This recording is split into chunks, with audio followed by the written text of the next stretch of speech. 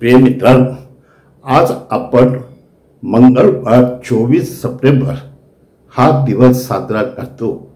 परंतु आजच्या दिवशी आपल्याला पहिल्या वाचनामध्ये नीतिसूत्रकार सांगत आहे की आपण नेहमी नीती धर्माने आणि विशेषतः न्यायनीतीने वागावे, अशासाठी की अशा प्रकारचं वागणं देवाला अधिक पसंत आहे। म्हणजे तुमचे जे अर्पण आहेत किंवा तुम्ही जे दान करता त्याच्यापेक्षा तुमचं वागणं हे मोलाचं आहे। आणि म्हणून अशा प्रकारे आपण वागत असताना हेच लक्षात ठेवूया की माणसाने नेहमी सत्य बोललं पाहिजे, नेहमी न्यायाने वागलं पाहिजे, नेहमी नीतीने त्याचं आचरण असलं पाहिजे। कारण त्याच्या विरोधात असलं तर आपली परिस्थिती खूप बिकट होऊ शकते आणि देवाला ते आवडत नाही। म्हणून केवळ आपण दान टाकलं किंवा आपण एखादा यज्ञ अर्पण केला तो देवाला आवडतो असं नाही। म्हणून आपलं वागणं हे मोलाचं आहे असं तो आपल्याला सांगत आहे। दुसरी एक महत्त्वाची गोष्ट त्याच वाचनामध्ये आपल्याला सांगितलेली आहे की कोणत्याही माणसाने कधीही गर्विष्ठपणाने वागू नये आणि जणू काही आपलं मन हृदय आम्हाला सगळं काही कळते आणि मी सांगतो तसं सगळ्यांनी वागावं, अशा प्रकारची वृत्ती प्रवृत्ती जी असते ती देवाला आवडत नाही। त्यामुळे तो इतरांना आपल्या जवळ करू शकत नाही आणि तो देवाचा संदेशही त्यांना देऊ शकत नाही। ते लोक त्याच्याकडून स्वीकारणार नाहीत कारण ते त्याच्या जवळ जाणार नाही।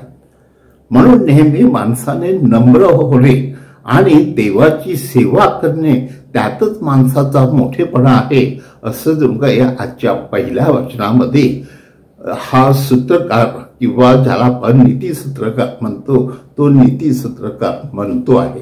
कारण त्याला देवाचा शब्द हा आपण आपल्या जीवनात वापरणं आणि त्यासाठी नम्र होणं आणि देवाच्या आज्ञेनुसार वागणं हे महत्वाचं आहे। त्यानुसारच आपण लक्षात घेऊया की आजचं पहिलं वाचन देखील आपल्याला ते सांगत आहे की विशेषतः हे जी दैवी नातं आहे आणि अहिक नातं आहे ह्या नात्यामध्ये फरक काय हे येशू आपल्याला आजच्या शुभवर्तमानात दाखवतो आहे।